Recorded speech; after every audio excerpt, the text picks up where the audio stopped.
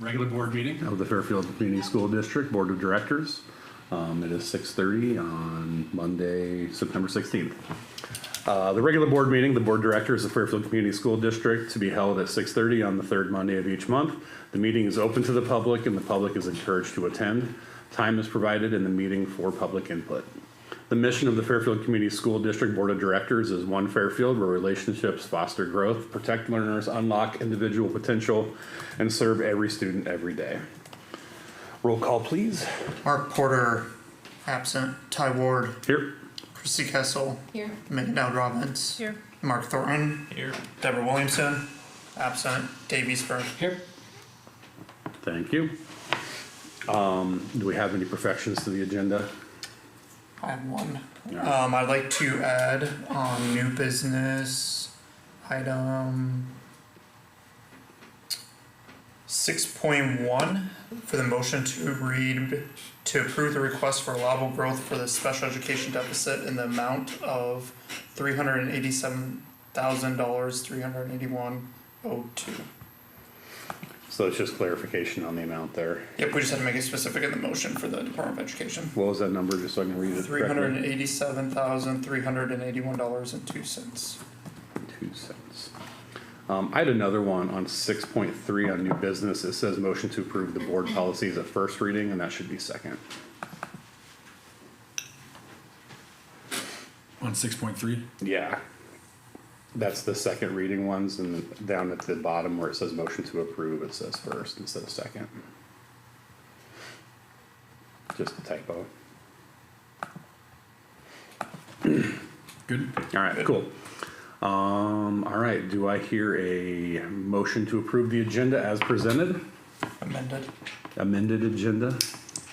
So moved. Second? All right, Eastburn and Dowd Robbins. Any discussion? All in favor say aye. Aye. Aye. All opposed? Motion carries. All right, next up, focus on learning. Yeah, so I'm going to turn this over to John Grunwald and Josh Wiley.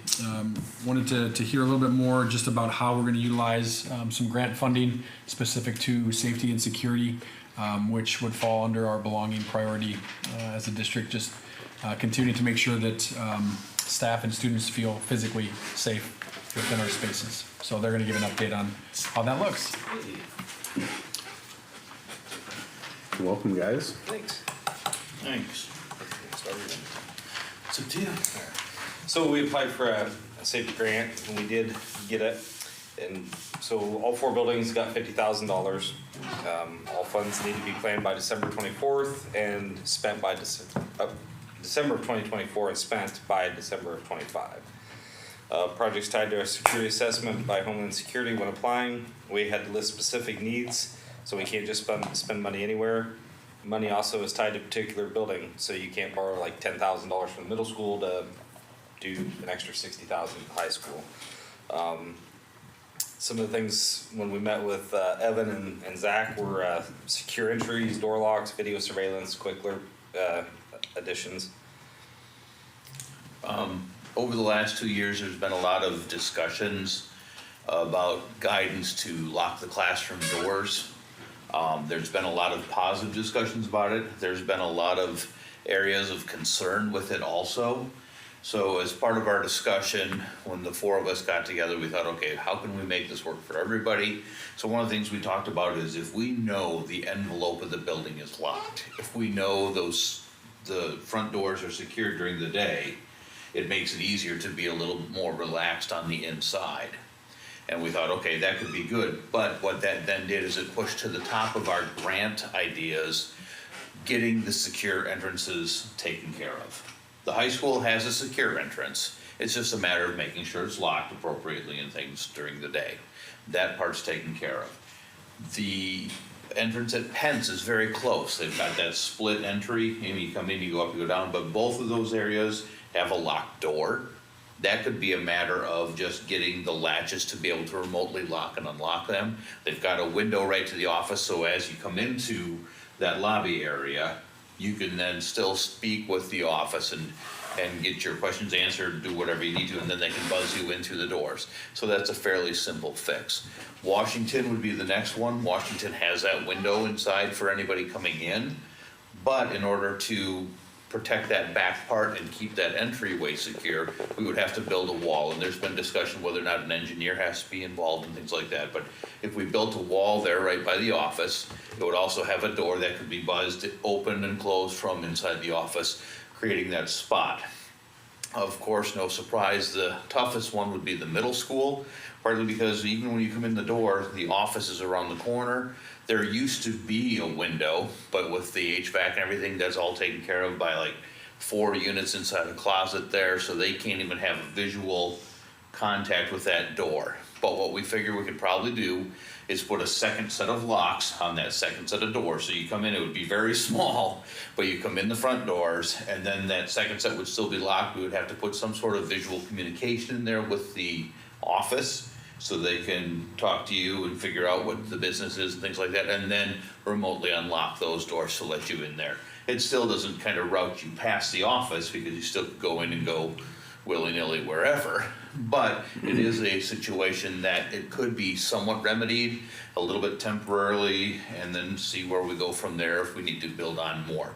But we figured that would be the #1 priority at all 4 buildings, which helps us keep the interior doors unlocked a little bit more. They still should be closed because of the fire marshal, but they wouldn't have to be locked, which alleviates a lot of the problems that some of the teachers were having with having to stop instruction to open the door, or students not being able to open the door and things like that. So that was a kind of a compromise that we said, if we can make sure that those secured entrances are secure, it would help inside.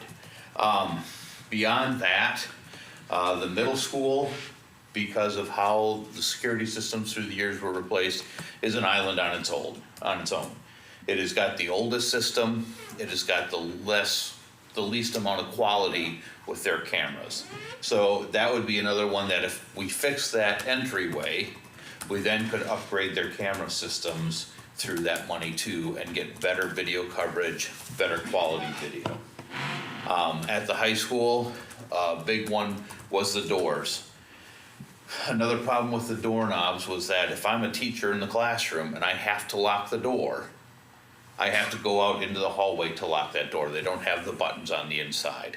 So that is also the building that has the most doors. So the highest cost to replace those door handles with ones that you can push a button from inside, then you're not fumbling with keys on the outside. So even though they've got a secure entry, their priority would probably be the handles with the locks and the push button. Their cameras are good, so it's Yep. really, we'd just be focusing on locks pretty much for the high school. And at Washington, their locks are taken care of. They're all keyed the same, but a bigger cost would be that wall there. So I think there's a trade-off in each one, but the #1 being the secured entry, which gives us more leeway on the inside, and then with the money that's left, we can take care of that. And believe me, we've asked in case, the high school only uses $40,000, can we use a little bit over here? But it is tied directly to those buildings, and Evan has to report exactly what was spent at each building. Correct, Evan? Correct. So, Receipts. I think that's about everything that we've talked about with that. It kind of a compromise with the staff so that they don't have to keep their interior doors locked as much. We still feel that it's gonna be secure, and our buildings will be better because of it. And even the stuff that we may do at the middle school could be used in a new building. We just pull that out and move that to a new building. So it's not like we're gonna put $50,000 in doorknobs and not be able to use them in a different building. Or we're gonna put $50,000 in video cameras, and we're not gonna be able to use them. They will not be specifically for that building nowhere else. It's just like the quick alert system. We take those tablets off the wall, they can go into any building that we have. So this is money that we can use to purchase that stuff that will still give us flexibility and what we need as we move forward. But we've got to spend the money by December of '25. Yes, where you're supposed to have it locked in by this December, what we were going to spend it on. And a lot of that was based on the visit we had with the Homeland Security last year. And we had to write the grant saying, these are our priorities So we couldn't just suddenly this week say, oh, let's put chocolate milk in the water fountain because it's good. We couldn't do that because we've already written the grant for a lot of these things, but that was our thought behind that. That's kind of our plan moving forward. Do they give advice of like who to go ask for additional specialties? Like surely there's companies that do some of these entryways to make them a certain way. They haven't done any of that. They helped us with the plan, say, yep, this is a need and things like that. But like Verkada, I've got a Verkada camera in the high school. They do that. We've got the check-ins at the buildings. That's Verkada. They do that type of stuff. The company that put in our original cameras and has a lot of our door lock systems, they do that. Motorola can do video systems and they can tie all of that into the video systems with the locks and everything. The current company that did the cameras at 3 of our buildings right now does that too. So we've got a lot of that, a lot of businesses that have those expertise, and they've all been gaining that knowledge as we progress through the years, if that helps. I know there was a system put into the high school several years ago that like some private parents raised money for. The blue lights. Yes. So can you fill us in on how this ties in with all of that? The blue lights are still kind of the highest level of security.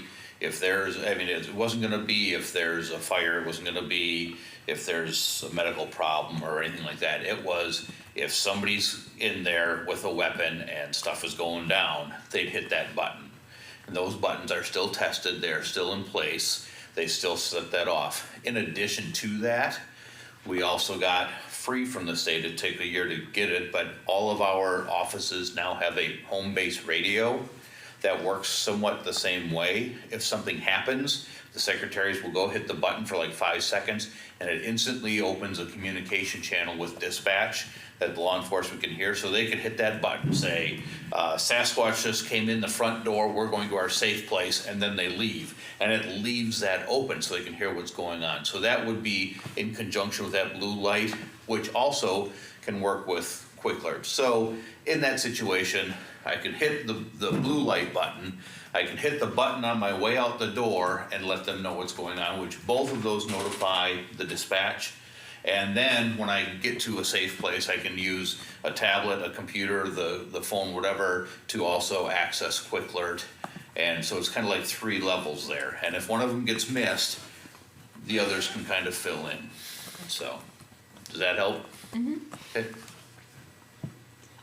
And I know they're still working because we're waiting on some batteries right now. So every morning at 4:30 in the morning, I get text messages because 2 of them, the batteries are dying and we're waiting for them to come in. So it's like, 12 text okay, messages. yeah. Ding, ding. So I know that they keep up. Last year we had a situation where it didn't work and one of the settings had changed, but we spent an hour, we got that worked out, and we test that every year too.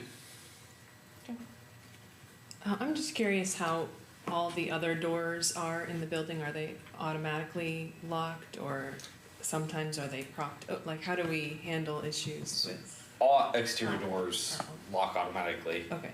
unless someone has keyed them open.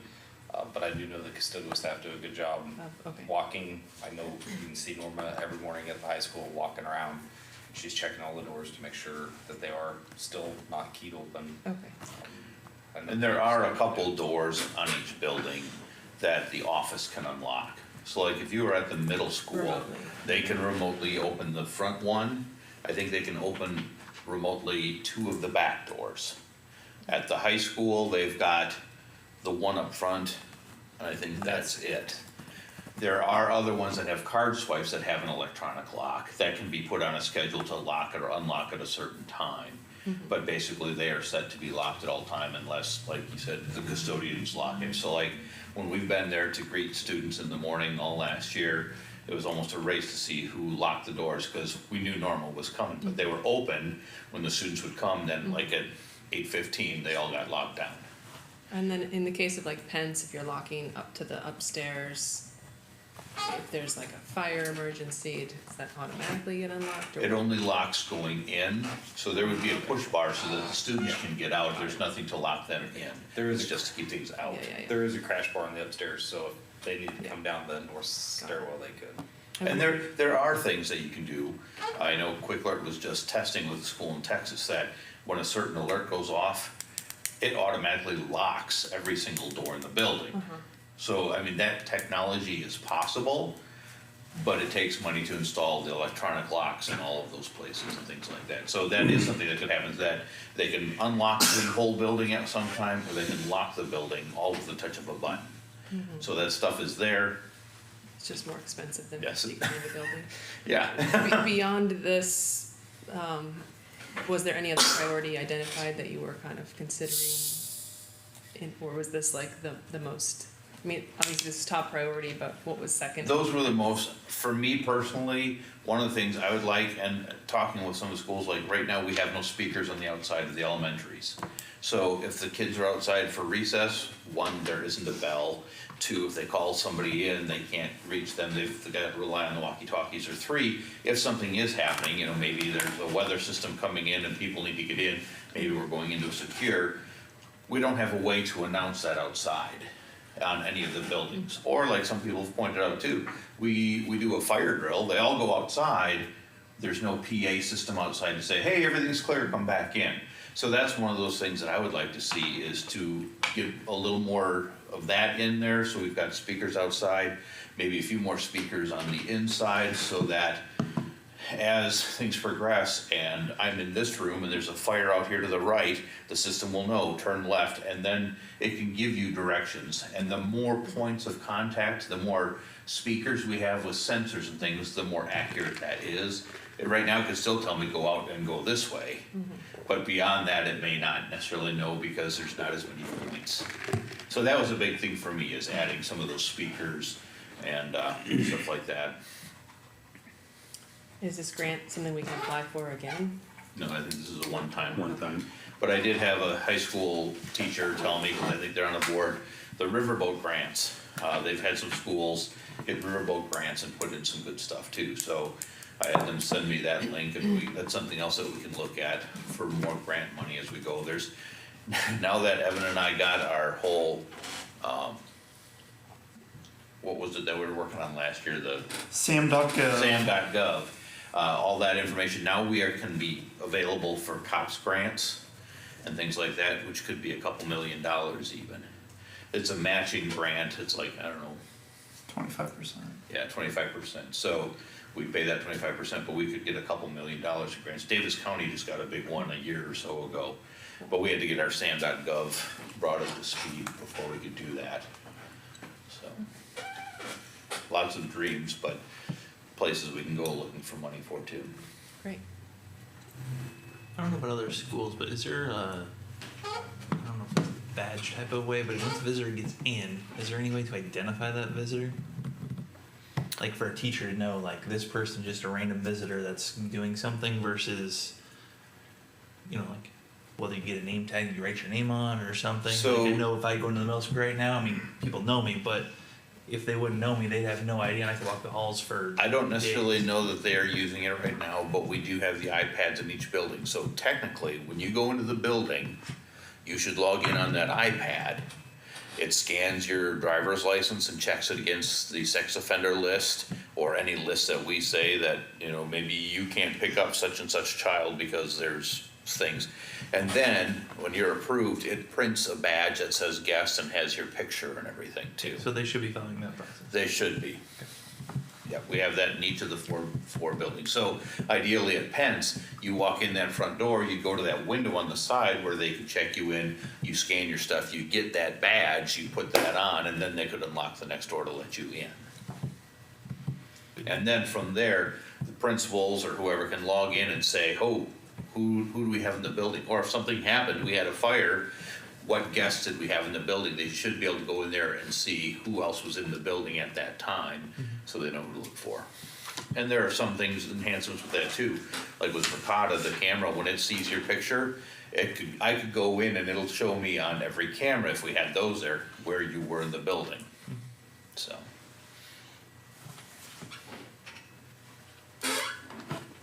a lot of information for you, I know, but. Thank you. Yeah, you answered all my questions I had, so. All right. Thanks, guys. Yep. Thank you. All right. All right, next up, consent agenda. Do I hear a motion to approve the consent agenda as presented? So moved. Second. Dave and Mark Thornton. Any discussion? Seeing none, all in favor say aye. Aye. Aye. All opposed? Motion carries. All right, public participation. There's none. There is none. All right. So then we'll move on to new business. Do I hear a motion to approve the request for allowable growth for the special education deficit in the amount of $387,381.02?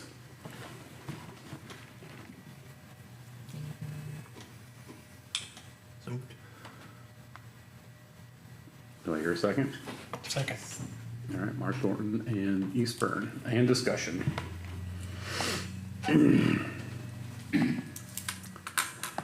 So Evan, why are we doing this? It increases our allowable growth or increases our authority every year, so it increases our board metrics of unspent authorized budget. So if we don't approve this, that'll go down a little bit more, but this gives us more authority, which will help our financial metrics, our credit card to say the least.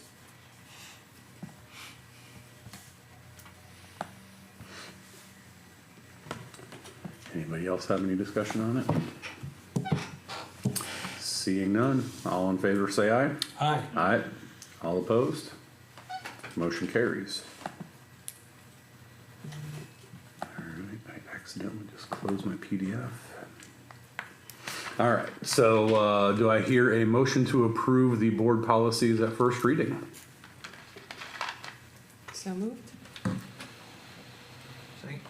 Dowd, Robbins, and Thornton. And discussion. Everybody get a chance to read those, guys? How many were there in here, new ones? 3, 4, 5, 6, 7, 8, 9, 10, 11, 12, 13, 14, 15, 16 first readings. All right. Anything big in here for anybody who read through all of it? Any big changes?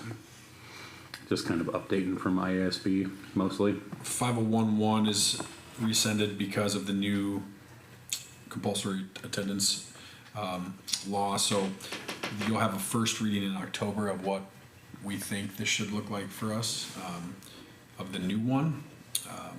So that'll be a bigger one to make sure you actually look through pretty in depth when that comes out next month. Other than that, I think most of these are all adopting ISP's recommendations. Cool. Any other discussion? Seeing none, all in favor say aye. Aye. Aye. All opposed? Motion carries. All right, do I hear a motion to approve the board policies at second reading? So moved.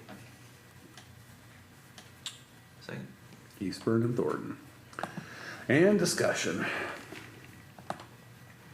There wasn't much on that one. There's just one of them, right? Yep, And it was basically just adding your name to it. correct. So now Zach Weigel is the person to contact. All right. All in favor say aye. Aye. Aye. All opposed? Motion carries. Superintendent updates. What do you got for us? Yeah, a couple things I just wanted to make sure you all were aware of. You familiar with SIAC, School Improvement Advisory Committee? That's something that met, I think, a couple times last year, and really it's part of our school improvement process that we legally have to meet. I'm in the process of figuring out who all was on that group. I cannot find like a solidified list. Once I do, I'll make sure to let everybody know on the board too. But I would like to meet 4 times a year. I'm not sure. I think it's required to meet 2 or 3. But one of those meetings I like to bring students in and meet with the adults as well to kind of walk through it's kind of a SWOT analysis from a kid's perspective based on what we're doing as a district. So just know that's something that's on kind of my list of to-dos for sure. I've been in the majority of our middle school classrooms. That was the building that I've started with as far as just walking through, spending 10 to 15 minutes in each classroom to get a sense of just how teaching and learning looks in the building. So hopeful that I'll be done with the middle school by early next week, and then I'll be jumping to the high school from there afterwards.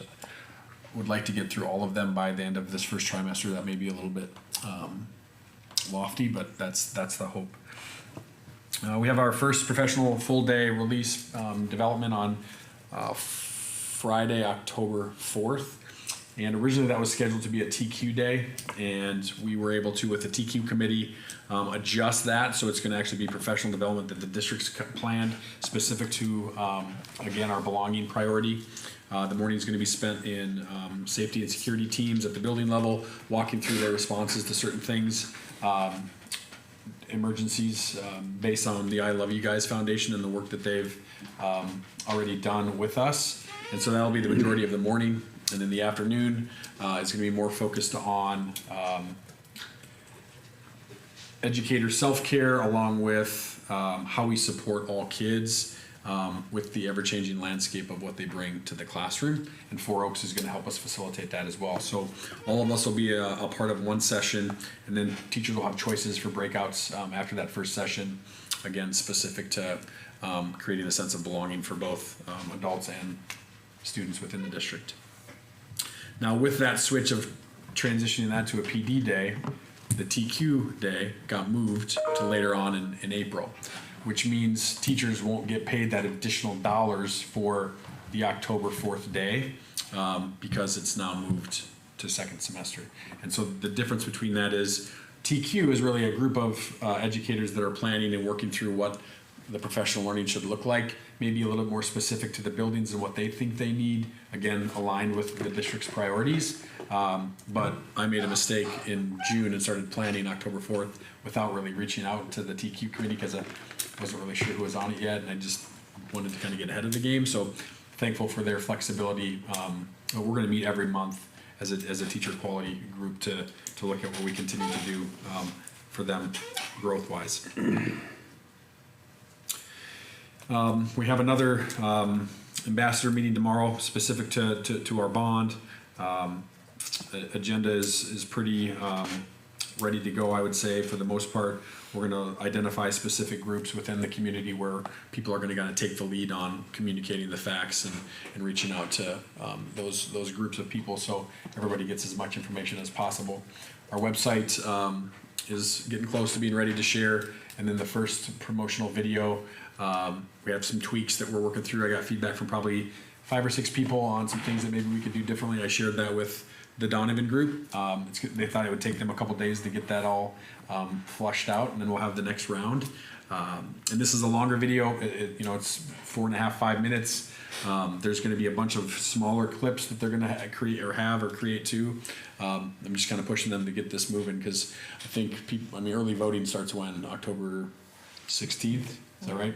So we need to get this pushed out sooner than later as far as all of these ads, for lack of a better term, I guess. Enrollment, I just wanted to hit on this quick. Last year we had 107 students open enroll into the district. This year we have 125 that have open enrolled into the district. So that's a good jump. If I look back the last 5 years, we had 109, 107, 99, 99, and 107. So we had 125 open enroll into the district this year. On the outside, continue to see a pretty large jump from year to year the last 5. So we had 130 out, 145 out, 170, 178, 192, and we're at, so far right now, it looks about 225 that are open enrolled out of the district. So when we think about priorities or how the board kind of works through some of those goals, I think that would be something really to focus on is seeing that trend slow as far as the out. Be curious to also have it further divided into homeschool and open enroll out too. Yeah, I asked for that. I just haven't gotten it yet. So. And then, sorry, one more point Nope, on you're that. with Dr. Mishler, we talked about, there was a bit of a protocol, I think, for reaching out to families. Yeah, so what I've done is just, I've called every family so far since I've been here, asking them why. And some of them have been pretty positive. The majority of the ones so far have been either, it's just location and work-wise, it's better for me if my kid is going to this district, or it's a bullying or harassment type of complaint, for lack of a better way to say it. So that's what I've heard so far, but it only has been, I don't know how many so far, probably 10 that I've talked to.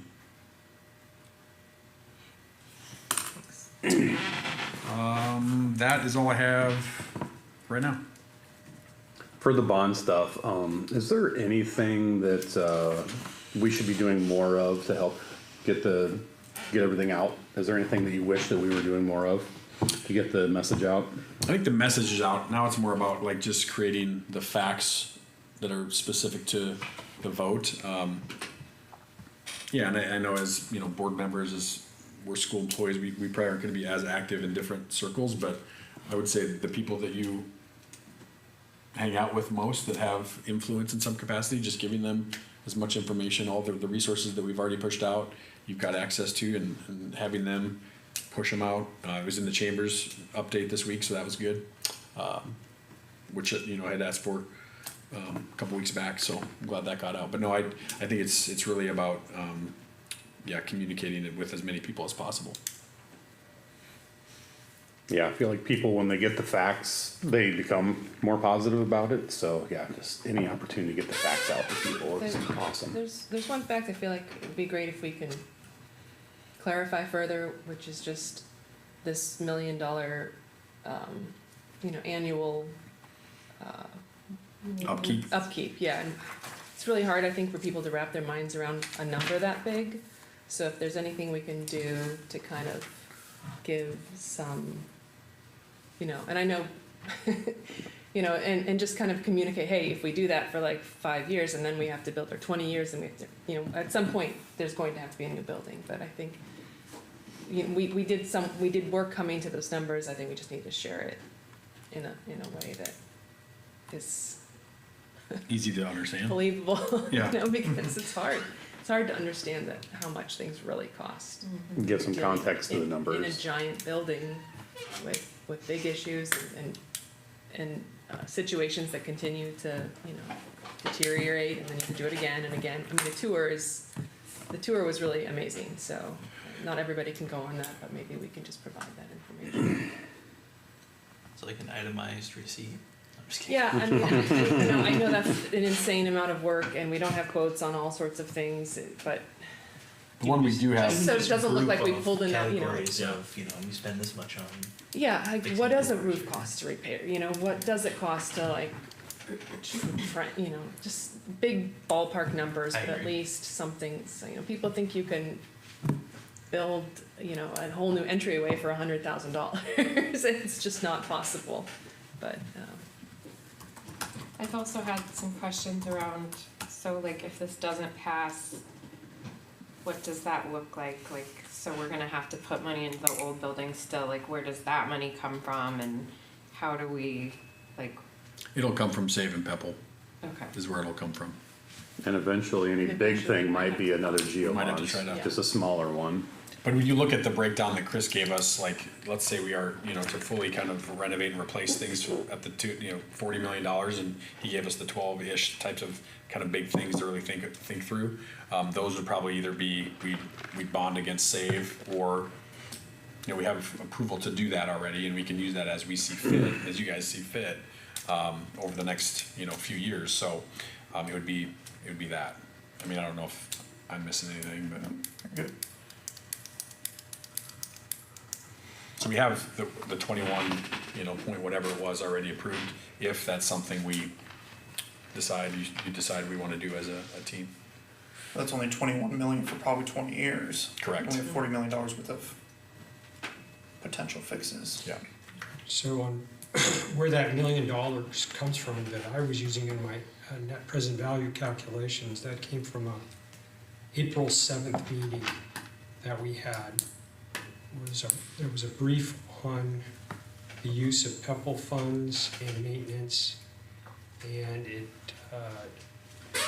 It was 489,600 in PEPAL funds and projected 419,818 in projected general fund for this, and then 90,396 in upgrades.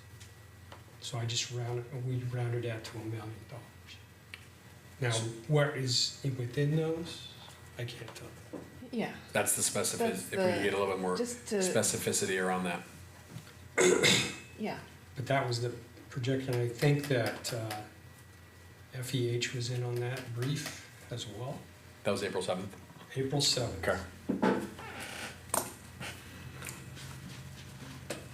it's just like, reality check of sorts, like, hey, people need to, this is real, these numbers are real, they're not just something we're putting down on paper And then For we- shock for value. shock value. Then we added a 3% factor for cost increase, and that comes from our budget assumption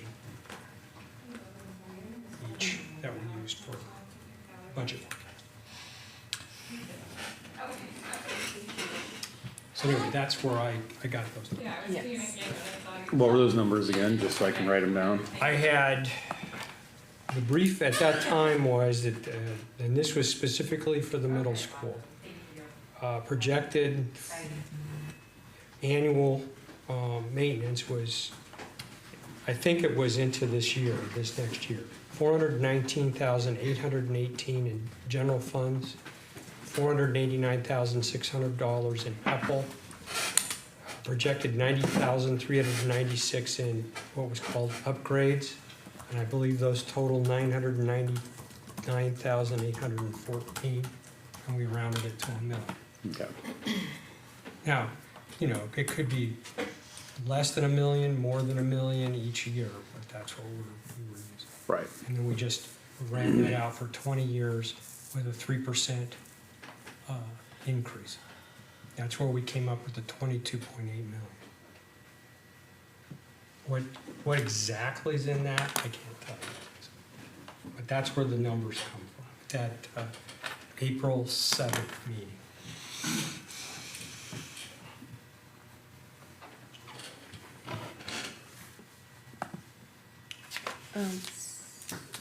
Just jumping to another topic that you brought up, Zach. Yeah. So, and it's great you've been in the middle school. I know you mentioned you were also riding bus routes. I'm just curious how transportation's going this year. So. Yeah, it's been very positive. I kind of shared, I think, initially the first couple days, just the hiccups of all the things with new kids, figuring it out. One of the things that Josh and I had talked about was but creating a better process at the end of the day. This hub idea where all these kids are switching and changing. One of the things we talked about is instead of just straight parallel parking, have the buses angle in. And so then the entrance to each bus will be visible, and we put, this is the lion bus, this is the tiger bus, and they're always in the same spot every single time. Because right now it's just they roll in when they get there, and so bus 17 could be here one day, but then 5 spots different. And kindergarten, first and second grade, that takes a lot of time, and Josh and his guys are helping kids, holding hands, running them to this bus or that bus, which is really nice. But I think it could be better, or just more efficient. We also talked about staggering start times at some point with our 4 buildings, which that takes a lot of energy and a lot of people kind of planning, because then every bus could stop at each building morning and afternoon. That's the experience I've got with how a district with 4 buildings operated. They were a little bit closer together geographically, but we were on about a 20-minute difference with start and end times, and it worked okay. As far as the routes, I think I've been on 7 so far, or 8, and they've been, it's just been fun to talk with kids, get to know the bus drivers a little bit, kind of just learn their stories and their backgrounds and why they're doing this. But from a operational standpoint, it seems to be going well. I've only had really just 1 complaint, so that seems pretty good. Yeah, it's like a good start. Yeah, there's been a lot of school years where it's not been that positive at the beginning of the year, so fingers crossed that continues. Then one other question. I know there was that survey that went out after the first week of school, Yeah. and I'm just curious if you'll be able to at some point share feedback or any So the feedback that I've gone over so far has only been with each building level principal. So in our one-on-one meetings, that's been a topic for each of them. Okay. So we got through all those. I think last week was my last one. I'd have to look back, and each of them just identified one or two things that they'll tweak or change for next time. I haven't shared that with anybody else. Yeah. And then we just highlighted some of the successes that we saw. But that was really a sit down, just conversation, Yeah. one-on-one with the principal. Definitely could share something or send something out if you think that would be I positive. think it was a great thing to do. It kind of goes to your like leading indicators so that we catch issues right away. Yep. And I think the more, Yeah, there was a couple those we things can that do. like we Yeah. could change just like that because it was a good suggestion and we made a mistake and Okay. we can change it. So Good. yeah, how much feedback did you get? we got 120 responses. Let me double check. And when you think about it, out of the however many 1,500 emails or so, probably not a super high response rate, but some is better than none. I We think that's got- pretty good. I'm going to tell you exactly here in a second. Yeah, 120. Okay. Yep. We had, of those, 32 were specific to the middle school, 19 of those responses were specific to the high school, 12 of those were specific to the district as a whole, 27 of those were specific to Washington, and then 30 of those were specific to Pence as far as the responses. Good combination of all schools. Really. Pardon? Pretty good combination from all schools, really. Yeah, the district as a whole had the smallest, but it was 20%, 25%, 15% for the high school. High school parents usually are less engaged in all the things, but not always.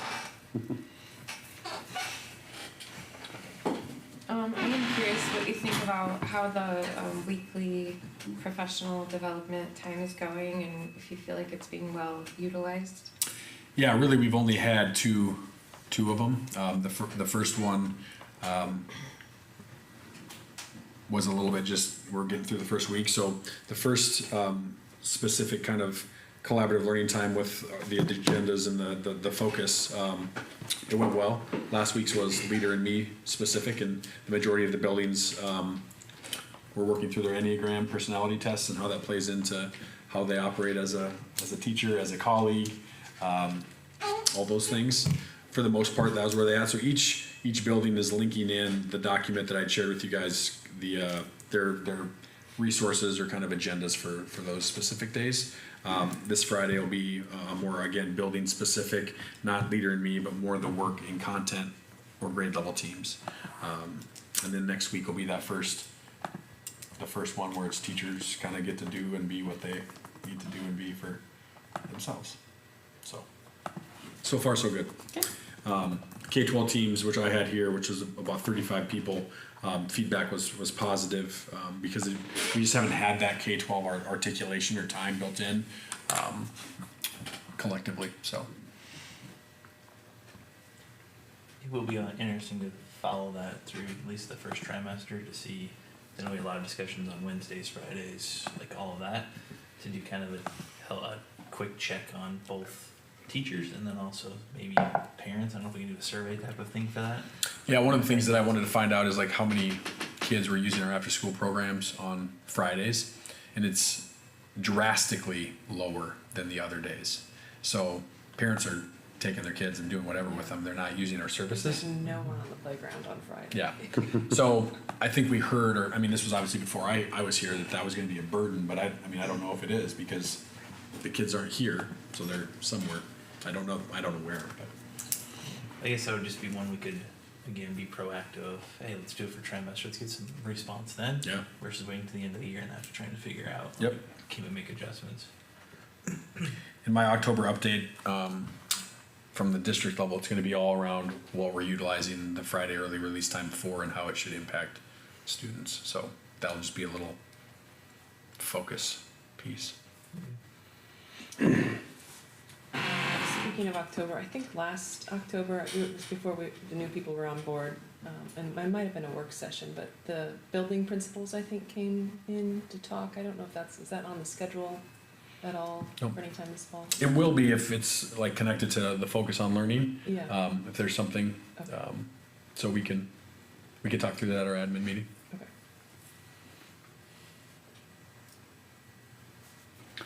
So back to enrollment. So I just pulled up last year and compared the September to this September. Yep. And we've got about 5 more preschool kids, which is awesome. Yep. We discussed, I don't know if everybody else knows, but there is one day-long classroom right now, right? Correct. So there's, most of them are half days, but one of them is full day. Yep. That's the first year of that. Yeah. Yep. Is that going pretty smooth so far at the preschool level? Yeah, again, when you have students that come in that need special ed services, that can make it a little bit challenging with current section makeup. So that's been the only kind of challenge that we're working through, is to make sure that kids are being served appropriately and we're still meeting the threshold that the state has for us. So And then the other thing is, I think overall we're down about 40 kids between those two reports. as far as butts and seats, Yeah. so it looks, which is different from the certified report, which will come after the October 1st count date for regular ed students, and then the October 25th or October 30th deadline for special ed students, which will then give us the certified, which creates the dollars that we get from SSA. But as far as butts and seats, yeah, it's roughly that. And almost all of those are kindergarten, which is pretty concerning. For the most part, we were up, I think, 31 students in the high school, 9-12, but we only have 20 or 75 students currently in kindergarten. Yeah, last year Compared we to had the graduating 112. class, which was, 100, which was a large graduating class, so. So to drill into that kindergarten, do we know if that is open enrolled kids out, or is that just this district does not have kindergarten age kids? It's that, here, I'll give you the, Well, there are other Options. in-district options, so, Yeah. and with, the state money now, it's much more feasible, I think, for people to enroll. I don't think we've seen an outflow of students though, really, to private schools. Well, how would we know at the kindergarten level? because we still have to report Okay. through, because every kid should have, I guess if they don't come in kindergarten, I'm not sure how we would know. But there's still dollars generated for those kids. There So our are, categorical funding ties to these Yeah. other schools as well, and the other thing with the, as flow through. But when do you find out how many kids are enrolled there? This during the count date. So you'll find out. October 1st. So like last year we had 98 Yeah. kids that Correct. were in, but not our public school, but somewhere else in the district. so Same with like homeschool, you would find out about those kids as well, or no? we should know most of those right now. We have about 60, I think. I'll double check, but it's close Since to we that. host the homeschool program in district. They enroll just like they would, like if a student was going to class full time. And how's that homeschool number compared to last year? I think it's up. It is a little bit. I don't know for sure, but I was gonna tell you, of new open enrolled in students this year, we have 9 that are, brand new to the district, open enrolled in, 4 of them are in kindergarten. We have 6 additional for the rest of the district that are open enrolled new, so 15 total. That were at one point, students here that left, but now are coming back. So out of 15 open enrolled in that are brand new, 9 of them are in kindergarten. That's pretty good. Is that what you said? No, four of the 4, 9. okay, Yeah, alright. 4 of the 9. Yeah, but I don't know, we won't know that number specifically until after count date. One of the things with that new law that I don't think people fully understand, and you jump in if I'm wrong on this, but after the 3rd year, the district actually will get money back for those students that maybe had never gone here. So they were in a private school or a different school where that money has been going. But after 3 years, we'll start getting funds back for them, even if they never went here and we never saw that money to start with. Does that make sense? Yeah. Yeah. It comes in the form of categorical, so it's our TLC money, it's some PD money, there's a weighting on it, so essentially we get like 98 kids from last year times $100, we'll get that money for our purposes. After the 3rd year. Is it $100 or $1,000? Those are just generic. Oh, numbers. okay. I'm just saying like, I don't have those numbers in front of me. Say but somewhere like record of 300 or 800, it's somewhere in there, I can't Okay. remember. I'd have to look in the law, but. So, Yeah, I thought originally it was closer to 1,000, but yeah, it's been, It's probably more, I just don't have it in front of me. yeah, all right. but I think on that count document, This just brings up lots of questions of like, is it last year's kindergarten a lot of young kids that the parents threw in, or like there's a whole bunch of stuff you could dive into to really. A 40-kid drop though is just very concerning. Yeah, I know. That's a lot of kids drop. I totally agree. Yeah, that's gonna be, I mean, conversations around how we continue to reduce, Yeah. so. And, you know, increasing our preschool offerings in theory should help keep some kids in our district, so it's great that our preschool's going up, but yeah. 40-kid drop, I'd love to know any ideas of what happened there. And it sounds like maybe we won't know until after count date, and so we'll actually know how many kindergarten age kids are in the district. I mean, it feels like homeschool has become a big factor as well, right? I'm hearing a lot of people talking about homeschool. Whatever June or May date, there were a lot of kids open enrolling out of homeschool. I don't know if that was the deadline, but it was quite a large role.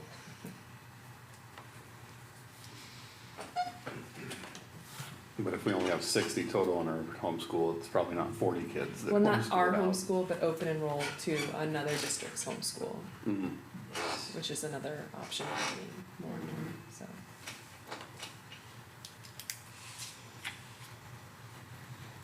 I'll find the specific homeschool numbers.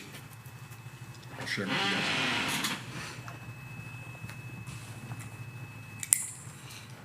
All right, anything else for Zach? We grilled him enough.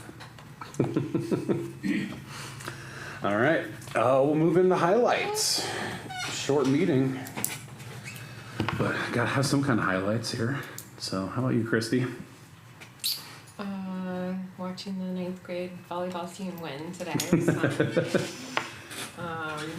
I guess, I mean, it's good to see that we're, you know, working on getting grant money for different things as well, so, I think that's important, especially if we were talking about potentially having to further reduce at some point. I think anything we can do along those lines to help in any areas would be great, so. Cool. Dave? Yeah, I was paying attention. No, I think the discussion around enrollment is really good. And drilling down into those numbers, and getting some kind of leading indicator of emerging enrollment problems is really important for us. Other than that, we're just gonna try to keep communicating with as many people as possible on the bond issue. Yeah, and I'll just So add, I many think it's awesome that you're like actually picking up the phone and just calling everyone and asking them why I think they're that's doing very this. good. That's huge, I think. That's very good. So yes, you can write that down as my highlight even though.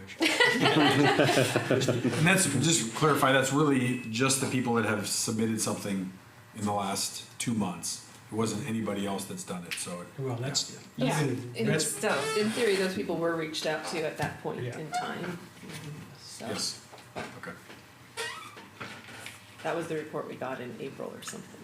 And I will just tell you, so some that have been denied, like we're not gonna allow it, then parents have the ability to withdraw their child and homeschool them on their own too, without any support from the district.